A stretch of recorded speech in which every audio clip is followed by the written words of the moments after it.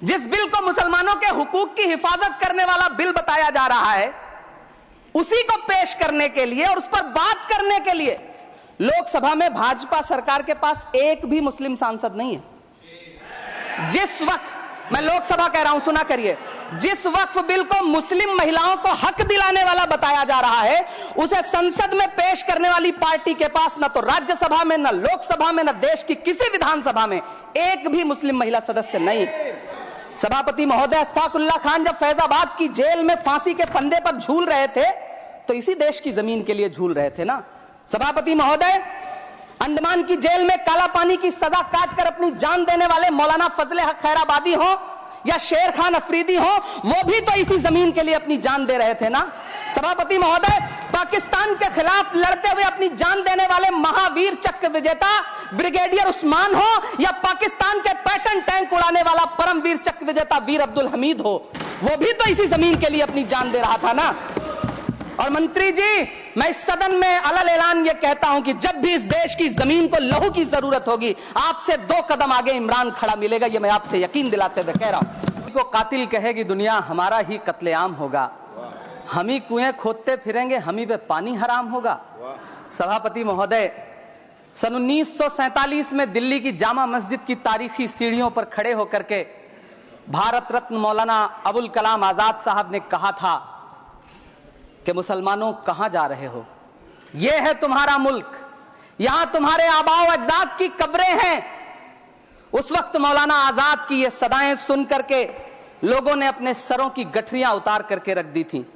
आज उसी दिल्ली में मौजूद देश की संसद में एक बिल आया है जो हमसे उसी जामा मस्जिद की सीढ़ियों के सबूत मांगेगा, जो उन्हीं सीढ़ियों के पास अपनी कब्र में सोए हुए मौलाना आजाद को फिर से कब्र से सदा देनी पड़ेगी कि ये जो कब्र है वो मेरी कब्र है, ये किसी सरकार की जागीर नहीं है।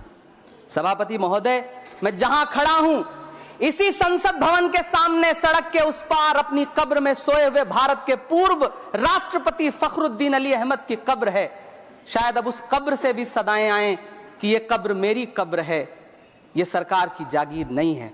कल किरण रिजिजू जी कह रहे थे कि रेलवे की जमीनें देश की जमीनें हैं, डिफेंस की जमीनें देश की जमीनें हैं। हाँ मंत्री जी, हैं, बिल्कुल हैं। ये जो वक्फ की जमीनें हैं, ये हमारे पुरखों ने धार्मिक कामों के लिए डोनेट किया है, तो हम भी तो इसी देश के नागरिक हैं, हम भी तो इसी देश के बेटे हैं, तो वक्फ की जमीनें भी तो इसी देश की जमीनें हैं, उनको पराया क्यों बोलते हैं आप? जिस बिल को मुसलमानों के हुकूक की हिफाजत करने वाला बिल बताया जा रहा है, उसी को पेश करने के लिए और उस पर बात करने के लिए लोकसभा में भाजपा सरकार के पास एक भी मुस्लिम सांसद नहीं है।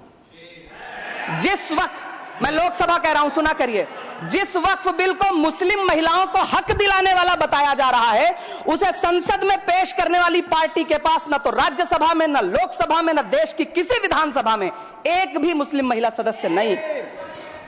सभापति महोदय अशफाकुल्लाह खान जब फैजाबाद की जेल में फांसी के फंदे पर झूल रहे थे तो इसी देश की जमीन के लिए झूल रहे थे ना।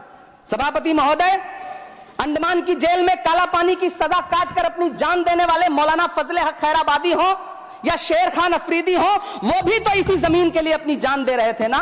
सभापति महोदय, पाकिस्तान के खिलाफ लड़ते हुए अपनी जान देने वाले महावीर चक्र विजेता ब्रिगेडियर उस्मान हो या पाकिस्तान के पैटर्न टैंक उड़ाने वाला परमवीर चक्र विजेता वीर अब्दुल हमीद हो, वो भी तो इसी जमीन के लिए अपनी जान दे रहा था ना।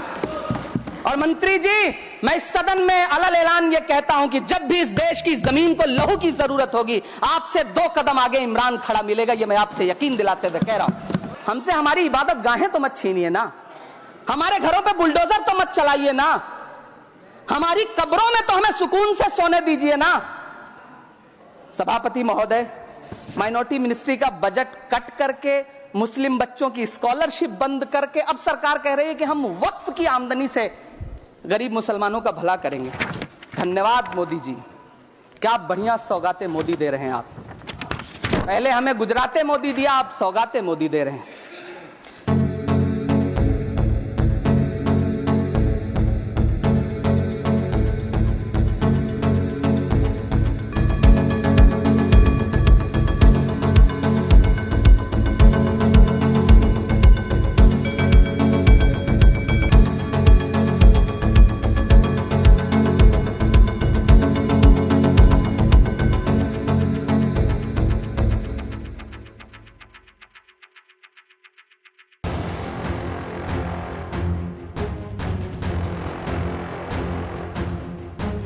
आपके शहर में नए युवा ला रहे हैं नया बदलाव। भवन निर्माण में एसएस कंस्ट्रक्शन, खन्ना एंटरप्राइजेस के offers and distribution, ideal public school की एजुकेशन, जगदम्बा रेस्टोरेंट का taste and decoration, life care medical का कस्टमर अट्रैक्शन, निशा मोबाइल के फोन कलेक्शंस, राजू जी के आम्रपाली मसाले की रेसिपी, डॉक्टर फारिदा परवीन की फिजियोथेरेपी।